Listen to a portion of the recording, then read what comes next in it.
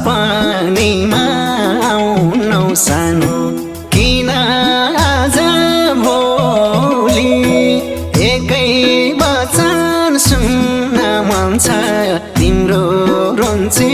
बोली बिरस्यौ र ए मलाई